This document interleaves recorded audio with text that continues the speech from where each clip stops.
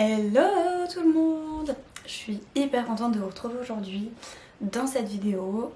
Déjà parce qu'en fait c'est la première vidéo que je tourne et que les deux vidéos précédentes ont déjà été postées en fait. Parce que si vous voulez, les deux premières vidéos je les avais tournées le même jour dans la foulée. Du coup j'avais pas encore posté, j'avais pas encore vu si ça avait marché, si les gens avaient regardé, si les gens avaient bien aimé et tout.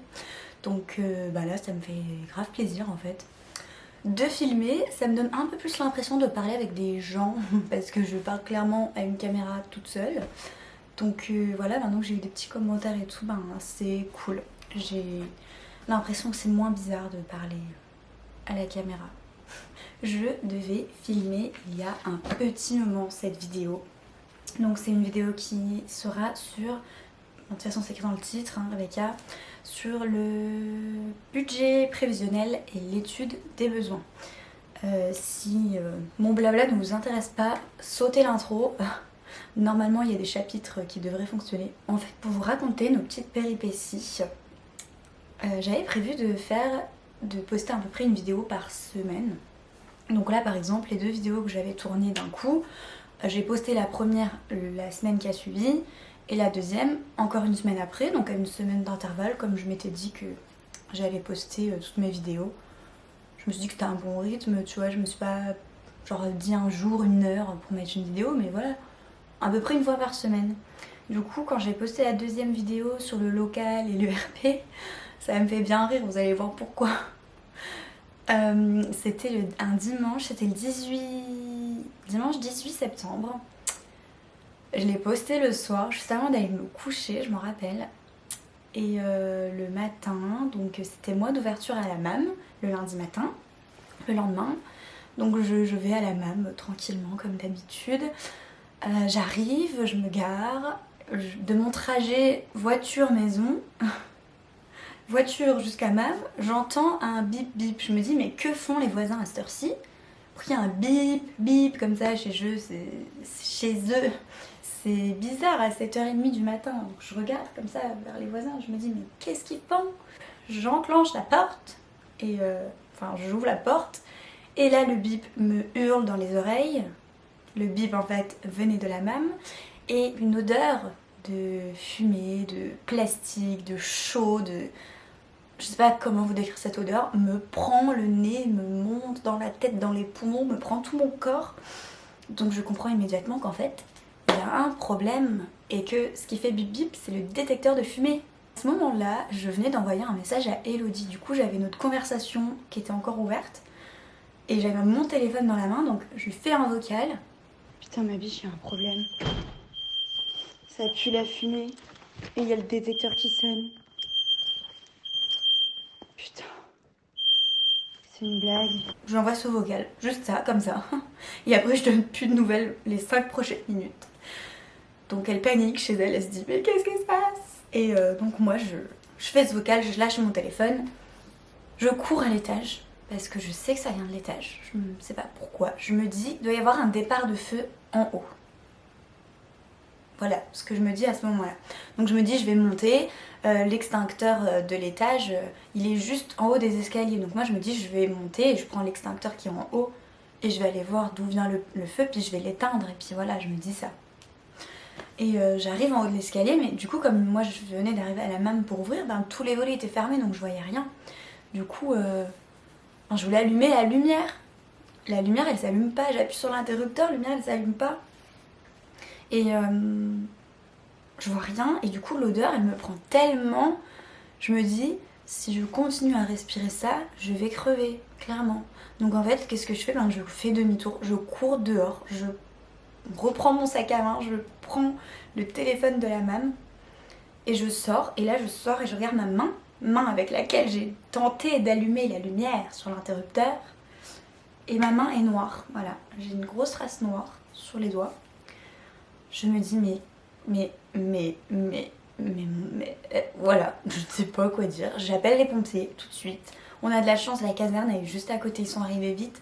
Moi sur le coup j'ai l'impression que ça a mis franchement du temps. Mais en vrai non, ils sont arrivés vachement vite.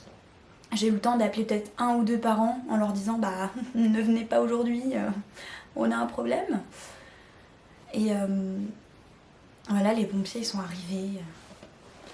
Ils sont arrivés et je vous épargne les détails. Je pense que je ferai un jour une vidéo sur qu'est-ce qui s'est passé, sur l'incendie, sur le après, sur les assurances. Je pense que je ferai une grande vidéo pour raconter tout ça. Mais je vous passe les détails. En gros, voilà, les pompiers sont arrivés, ils ont regardé, nanana. C'est notre sèche-linge qui avait pris feu.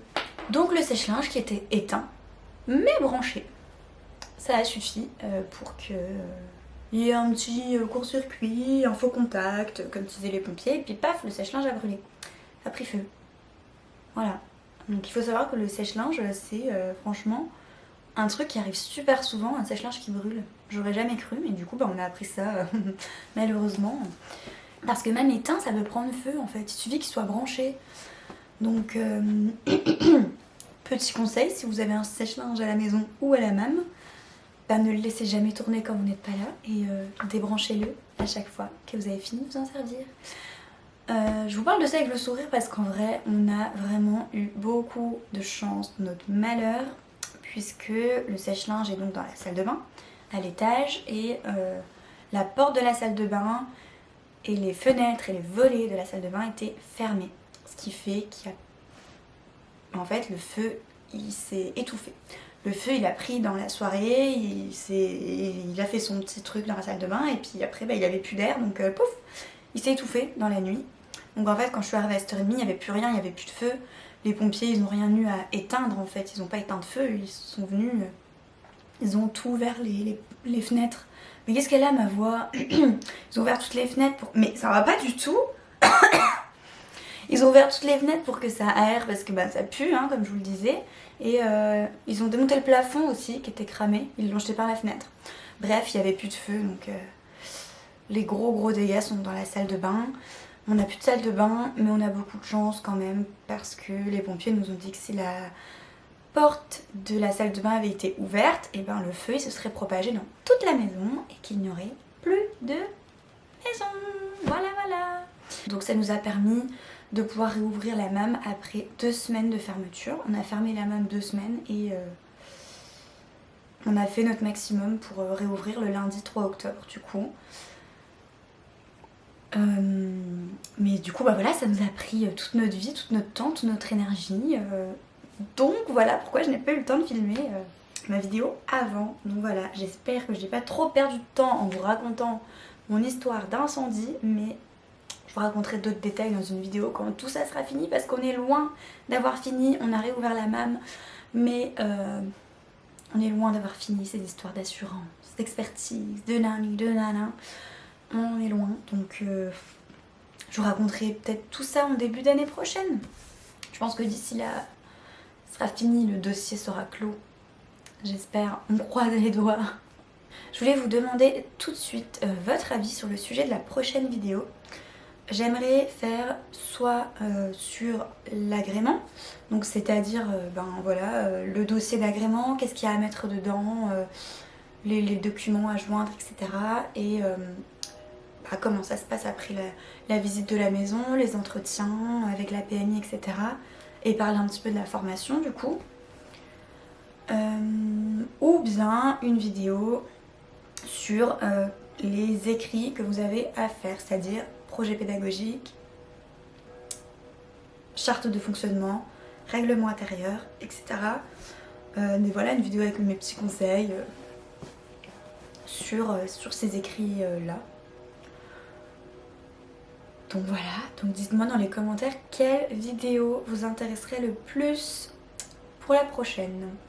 J'avoue que moi je préférerais faire celle sur l'agrément en premier. Je pense que c'est plus logique, je sais pas, dites-moi laquelle vous préfériez voir en premier.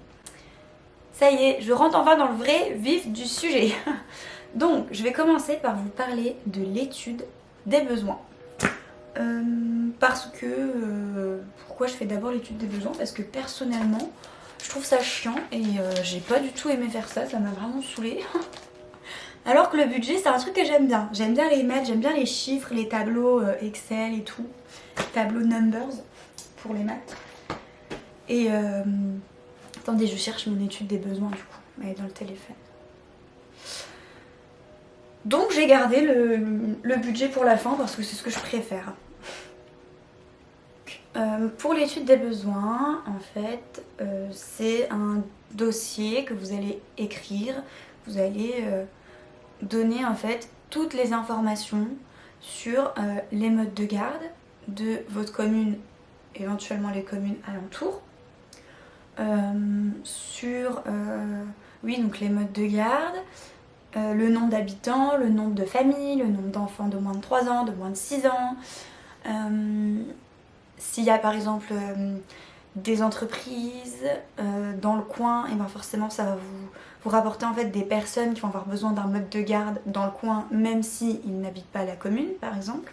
Je vais vous dire en gros, nous les titres, la trame, notre sommaire clairement, pour vous dire voilà, quelles sont les données qu'on est allé chercher, et après je vais vous dire comment trouver ces données. Déjà nous, notre MAM, elle est située dans une ville qui s'appelle Tomblaine. Et elle est située dans un endroit de Tomblaine qui est assez proche de 3 autres villes, donc de Saint-Max, Essey et Nancy. Donc on a fait l'étude des besoins sur Tomblaine principalement, et ensuite on a aussi donné les informations qu'on avait trouvées sur Nancy, Essey et Saint-Max. C'est vrai que maintenant qu'on a ouvert, on se rend compte qu'on avait bien fait de faire une étude des besoins sur ces 4 communes parce que on a eu des parents, des familles qui venaient de ces 4 communes-là. On n'a pas eu que des familles de Tomblaine, quoi. Donc c'est quand même important de faire les villes aux alentours, surtout si, comme nous, on est vraiment dans un axe, dans un lieu où il y a un axe de passage entre toutes ces communes. Donc voilà. Nous, on a décidé de faire ça. Donc, sur la commune de Tomblaine, bon, déjà, on a fait une petite intro. Ce dossier présente la commune de Tomblaine, où nous souhaitons implanter notre MAM, blablabla, etc. C'est une petite intro, ça fait 3 lignes. Donc, je vais vous l'écrire ici, ce sera beaucoup plus clair. Attends, je vais me décaler. Comme ça, on pourra l'écrire ici. Oh, c'est beau! C'est magnifique. Donc, le grand 1, c'est la commune de Tomblaine. Et en dessous, il y a le petit A, contexte démographique à Tomblaine. Et le petit B, offre d'accueil existante. Donc, dans le contexte démographique, on a mis le nombre d'enfants de moins de 3 ans, le nombre d'enfants entre 3 et 6 ans, le nombre de ménages avec enfants, la population des ménages avec enfants et le nombre de naissances par année. Donc on a fait sur les 4 dernières années. Les âges dans la commune, les salariés à proximité. Donc je vais revenir sur chaque point tranquillement. Pour les 6 premiers points, donc du petit A au petit F, c'est des informations qu'on a trouvées sur le site DataCaf. C'est un site qui est très mal foutu et vous allez mettre des heures avant de trouver l'information que vous recherchez. Vraiment, c'est un enfer ce site, c'est l'enfer sur Terre. Mais il y a les données, il faut juste comprendre leur système de tableau, leur système de rangement des données, enfin c'est n'importe quoi, j'avais trouvé ça horrible. Bon courage à vous par avance. Voilà. Donc nombre d'enfants de moins de 3 ans, on a trouvé qu'il y en avait 231. Nombre d'enfants de 3 et 6, 350. Nombre de ménages avec enfants, il y a 1109 couples avec enfants et 392 familles monoparentales. Donc en tout, 1501 ménages avec enfants. Population des ménages avec enfants. On a écrit en tout, 5511 personnes composent ces ménages. Le nombre de naissances, tout simplement, 2016, 119 naissances, 2017, 109, etc. Les âges dans la commune, on a fait un tableau comme ceci. C'est génial, on voit très bien Rebecca. Voilà, donc il y a 7% de 75 ans et plus, donc ça nous intéresse pas trop nous. Il y a 21% de 0 à 14 ans. Enfin bref, je vais vous mettre notre petit tableau pour que vous voyez. Voilà, donc ça c'est avec les infos qu'on a trouvées sur DataCaf. Pour le dernier point qui était dans le A, contexte démographique, c'est le petit G qui est salarié à proximité. Donc ça, la MAM sera située à proximité des écoles primaires qui comptent respectivement 19 et 26 employés, tout confondu, enseignants, ASM, etc. Donc voilà, on a mis déjà toutes les écoles qui sont aux alentours et le nombre de personnel dans les écoles, les collèges et lycées, parce qu'on en a aussi qui sont vraiment juste à côté de la même, et le nombre de personnel, le nombre d'enseignants, pas de personnel puisque c'est encore autre chose. On a eu le nombre d'enseignants et donc tout ça, donc pour les écoles maternelles et primaires, c'est des infos qu'on a demandé directement à la mairie de notre commune. On a mis également qu'il y avait le magasin Auchan qui était situé à côté, qui comprend 243 employés en CDI, ayant des contrats allant de 5h30 à 35 heures par semaine, leur plage horaire étant répartie entre telle heure et telle heure. 39 de ces salariés ont des enfants de moins de 6 ans. Et on a également eu le nombre de salariés qui habitent sur Tomblaine, le nombre qui habitent sur Nancy, sur Saint-Max, sur Essé. Et ça, du coup, c'est une information qu'on a demandé directement au DRH de Auchan. Donc on a contacté Auchan directement. Et franchement, ils ont été très sympas, ils nous ont envoyé un petit tableau avec un récap de leurs employés et tout. Donc voilà. Et pour vous dire à quel point c'est chiant, eh ben on a un cinéma juste à côté, un gros cinéma, Kinépolis. Donc on voulait avoir les mêmes infos pour le Kinépolis, quoi. En se disant que ça nous fait des potentiels... les personnes qui travaillent au Kinépolis, c'est des potentielles familles qui vont faire garder leurs enfants chez nous, quoi. Mais Kinépolis, ça a été un enfer, on n'a jamais réussi à avoir les infos. On a appelé, on nous a donné une adresse mail, on a envoyé un mail, l'adresse mail ne fonctionnait pas, enfin bref, cette info-là, on ne l'a jamais eue, mais bon. Et pour ce qui est entreprise, magasin, etc. aux alentours, eh ben, il faut soit chercher sur internet. Par exemple, pour les lycées, nous on a trouvé sur internet le nombre d'enseignants dans les lycées et les collèges. Et pour Auchan, je vous ai dit, on a contacté des RH. Si vous avez des entreprises, essayez de les contacter pour essayer de voir s'ils ont du personnel avec enfants, quel est les plages horaires du personnel, etc. Enfin, essayez vraiment d'avoir un maximum d'infos sur tout ce qui se trouve autour de votre MAM, en fait. Tout ce qui se trouve dans la commune, un maximum d'infos. Donc, en gros, pour rechercher vos infos, principalement c'est le site DataCaf, c'est la mairie de votre ville, elle peut vous donner pas mal d'infos aussi sur le nombre d'habitants. Après la mairie elle a pas tous les détails non plus, mais je pense qu'elle peut vous donner aussi le nombre de naissances, etc. Ensuite, pour le B, offre d'accueil existante. On a mis le nombre d'assistantes maternelles à Tomblaine, le nombre de crèches, le nombre de places dans les crèches et également le nombre de personnes en liste d'attente s'il y a une liste d'attente. Donc ça c'est assez facile par contre, puisque le nombre d'assistantes maternelles, la mairie elle peut vous le donner. Le nombre de crèches et de places en crèche, la mairie peut vous le donner si c'est une crèche municipale, ou alors vous appelez directement la crèche. Si c'est par exemple une crèche privée, ou même si c'est une crèche municipale, en vrai vous pouvez appeler quand même directement la crèche pour demander combien il y a de places. Normalement ça se trouve sur internet, mais pour demander si toutes les places sont prises, s'il y a une liste d'attente, combien il y a de personnes en liste d'attente, etc. Donc tout ça, la mairie normalement elle peut vous le dire. Ensuite tout simplement on a fait exactement la même chose pour les villes aux alentours. Saint-Max, Essé, Tomblaine. Je vais pas vous redire parce que c'est vraiment exactement la même chose. Pour l'étude des besoins, je pense que c'est les seules infos que je peux vous donner. En vrai, après, c'est un travail de recherche que vous avez à faire, vous. Clairement, je peux pas chercher pour vous. Donc, bonne recherche, amusez-vous bien. À téléphoner à la mairie, à faire un courrier s'ils vous répondent pas, à téléphoner aux entreprises, à Auchan, à chercher sur internet, sur DataCaf. Voilà, c'est clairement, c'est chiant. C'est pour ça que je vous dis c'est chiant, parce que t'es là, tu cherches, tu prends des heures à chercher des infos. c'est chiant. Voilà, moi vraiment ça m'a saoulée, c'est ce que j'ai trouvé le plus chiant à faire avec le RP. On va pas déconner non plus. Des besoins, la CAF nous avait dit, comme on avait déjà notre local quand on a fait notre étude des besoins, la CAF nous avait dit à la fin de faire, du coup bah nous c'est un grand 3, un projet d'installation.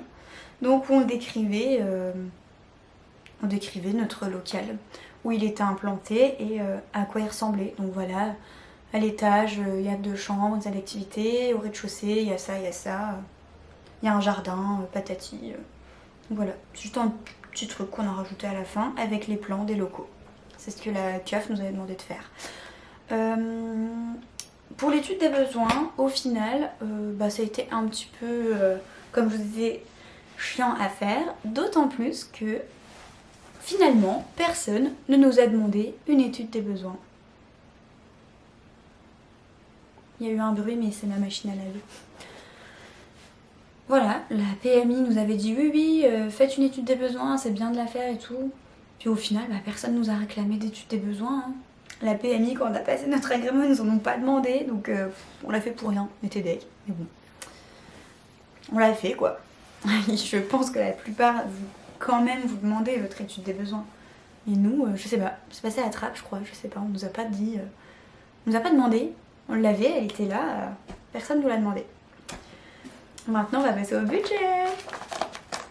Donc, franchement, c'est plus chiant à faire. Enfin, je sais pas, moi j'ai préféré faire le budget. J'ai trouvé ça mieux, j'aime trop. Les tableaux et tout, les calculs. Voilà. Notre première page de budget. On a combien de pages de budget? Waouh! Alors notre budget il fait 1 page, 2 pages, 3 pages, 4 pages, 5 pages, 6 pages. 6 pages de budget. Oh, ma mère m'appelle. Salut, c'est la voix du montage. Alors, cette vidéo, comme je vous le disais au début, il était prévu qu'il y ait l'étude des besoins suivie du budget prévisionnel. Mais une fois le montage total fait, c'était beaucoup trop long. La vidéo faisait plus d'1 heure. Donc, je préfère séparer cette vidéo en 2. Donc, pour aujourd'hui, je m'arrête ici à l'étude des besoins. Et pour la partie sur le budget prévisionnel, ça sera dans la prochaine vidéo qui arrivera assez rapidement. Je fais mon maximum. Je vous remercie d'avoir regardé cette vidéo et je vous dis à très bientôt. Bye bye.